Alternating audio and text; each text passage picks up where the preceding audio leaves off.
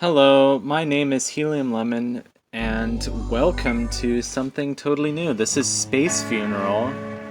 We're continuing my year of weird. Even though that's not... I don't know. Eat your greens. Yeah, I just had this idea that I wanted to do a bunch of weird RPGs, and there's a certain sort of... There's some famous... RPGs that have kind of a cult status in the indie community for being weird, like Yume Nikki, Off, Hylix, Space Funeral. Yeah, so this is another RPG Maker game with a very surreal theme. This is called Space Funeral. It's about a boy named Philip, or a man named Philip, I'm not too sure, who's constantly depressed.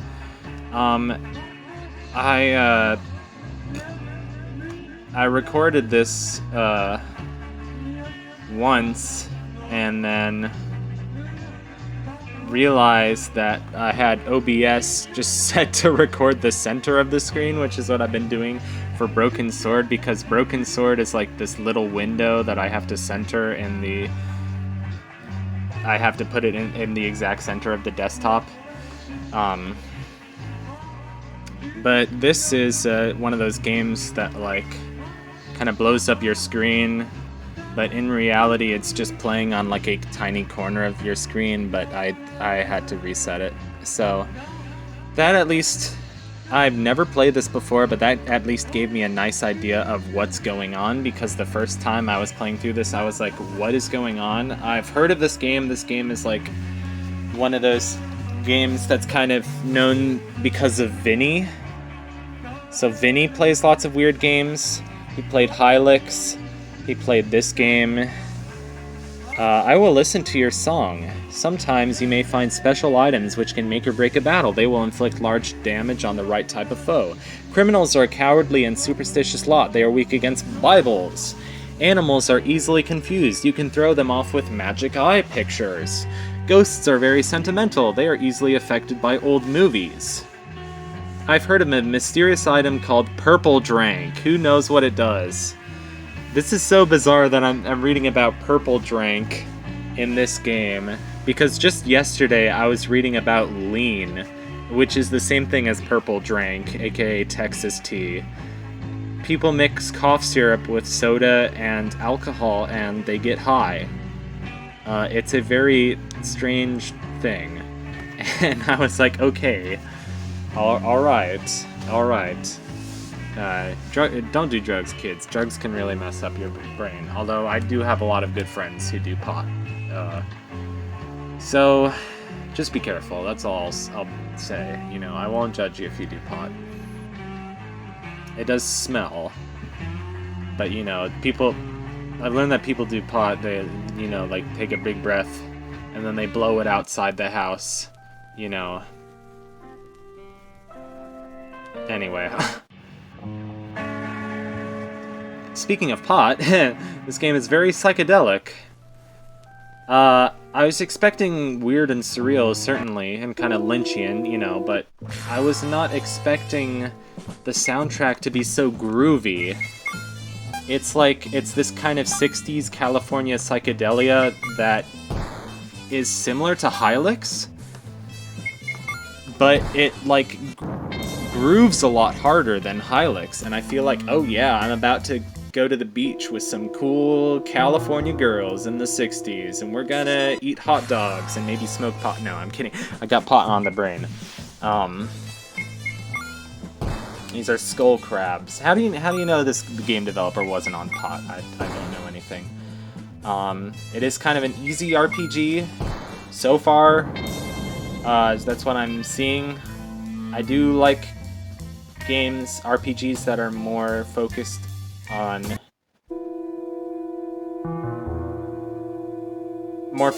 atmosphere and storytelling, whereas you don't have to be very good at RPGs and you don't have to grind a lot. This game is very similar to Off. It has that sort of Chrono Trigger loading time before you can pull off an attack. It's not necessarily turn-based, because turn-based means your turn, enemy's turn, your turn, enemy's turn, etc., etc., etc., ad nauseum, ad nauseum, ad nauseum, ad nauseum, ad astra, ad astra, ad astra, per disciplina mea lux videbis. Okay, no, I'm on a Latin kick. I'm sorry for trolling you all with that just string of Latin. E pluribus unum. Okay. And now I forgot what I was talking about.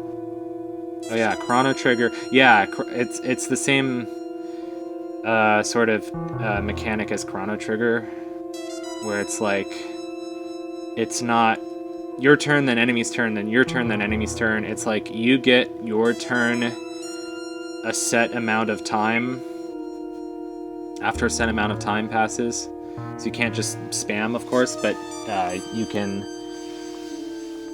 if the enemies are slow enough, you have a significant advantage. It's no secret that I really like Off. You know, my first time playing Off was last June, and I was like, dude, this has to be one of my new favorite RPGs. That, Jimmy and the Pulsating Mass, Copper Odyssey, they have all kind of, you know, earned places as my new... I've become a big RPG head. RPGs and point and clicks, that seems to be my theme. Does Five Nights at Freddy's count as point and click? By the way, this is the Swamp Trog. I should try not to... What I do when I'm post-commentating is I forget to talk about the game and I get sidetracked on these huge tangents. I liked the commentary that I did when I was commentating this, you know, live as I was playing, but of course, you know, I only recorded the tiny little bottom corner of the game. Finally getting to hear the rest of this song. It's so funky. It makes me so happy. I'm immediately going and liking this song on YouTube, or adding it to a playlist or whatever. I don't really have a playlist right now. I had a playlist back in 2020 for video game music, and then it hit 200 videos, and apparently YouTube playlists glitch out after they hit 200 videos, which is a shame because my watch later is usually at like 700, and well, right now it's at like 700, and my liked videos is at like 2,000, so I'm just an avid YouTube user, what can I say? I'm just obsessed. Maybe that's too much, because it's not I don't do most of my watching on my Helium Lemon channel. I have a personal channel, but like, I don't want people to find it. I don't want people to find it who just know me as Helium Lemon. Never mind. I'm sure if people do find it, I won't complain either, because I'm not like a celebrity, so I'd have less to worry about. Although I do appreciate, you know, people who appreciate games finding my videos. Although it's usually by game. Like, the people who appreciate fluidity find my fluidity videos and comment on that, but I don't think they watch a lot else. The people who like Endless Ocean a lot, they find my Endless Ocean videos and they comment on them, but they don't watch my other videos a lot. The people who really like Broken Sword, I've had a few of those. Actually, probably just one of those, but... Also, this the boat character is basically Lucy from Charlie Brown, and she also runs the shop, and I think I'm trying to find the shop right now. It's very psychedelic. It kind of reminds me of, you know, like a sad French sort of song, and it's a very sort of Wes Anderson kind of thing. This, yeah, I was expecting this game to be just like weird, but it actually feels like almost like a Wes Anderson take on Earthbound. It's like not as quote-unquote weird. It's not weird as in an abrasive kind of way, if you know what I'm trying to say. It's weird in kind of a more pleasant kind of way. Even though the graphics are... It's like the music and the graphics don't really go together. Like, the graphics are like, oh my god, it's so disgusting, what the hell am I looking at? And the music is like, oh yeah, let's go to Coney Island, get some hot dogs. I don't know. Also, this song totally sounds like a sad carnival. What is with this face? This is just a disembodied head in it. What are the glitchy RPG Maker enemy sprites? Who knows? The text is like impossible to read in this game, but I feel like it's like sort of in that sort of 8-bit, sort of Earthbound Zero, Mother 1 kind of style. Final Fantasy 1 even, Link's Awakening, Anodyne, that's a game that I gotta play more of because I started it and I was like, this is a weird game and kind of laggy. It's not fun to play because like every step that I take feels like it has a lot of lag, but it's like a pretty well-known game.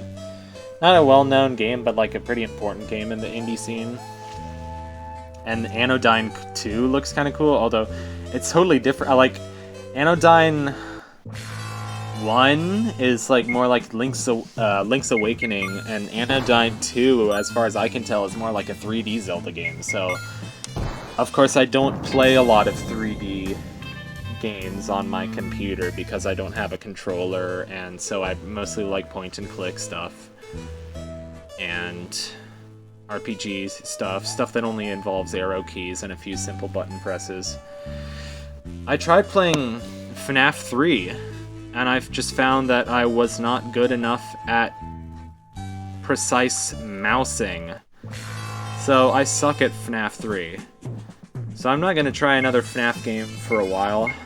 I do really want to play Scott Cawthon's old RPGs, but I tried to download Iffermoon today. There's some old Scott Cawthon games on archive.org, and they're really nowhere else to be found. It's... trying to hear how the rest of the song goes, just letting it play out. Just fades out at that point, I think. I tried downloading Iffermoon, but Iffermoon, like, the cutscenes wouldn't work, you know? There was like, it's the opening cutscene, the music was playing, but the screen was just totally black, you know? Nothing I could do about it, and I don't want to do an Let's Play of it if the screen just goes totally black.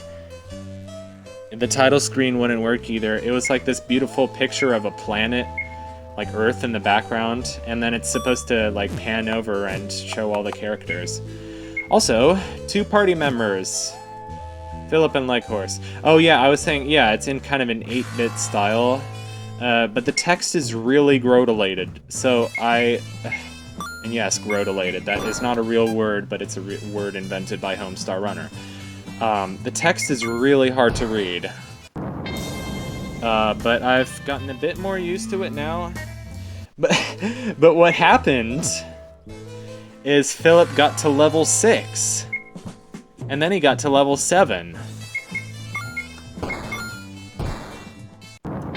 But the level 6 looked like an 8, so I was like, how did he just go from level 8 to level 7? Also, I wasn't paying that much attention. I love this pig with a monocle sort of guy. He's cute. He's fun. Hello, sir. Good day to you, sir. I don't know. Was that the bite of 87?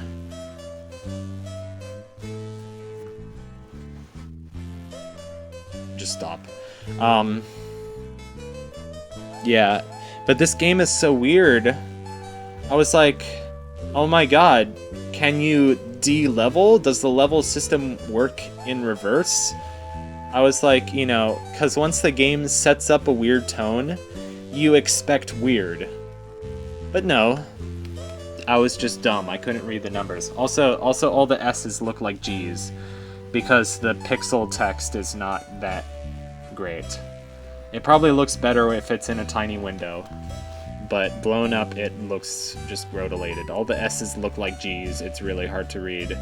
All the I's and M's just kind of bleed together. The A's just have no definition, so it's impossible to tell. Good grief, good grief. We have boat tickets for sale. Oh yeah. Look at Philip's dance. Oh my goodness. And for the record, I've never played Earthbound or Mother 1. I'm in love with Earthbound. I watched it a ton when I was younger, and it had a huge impact on me.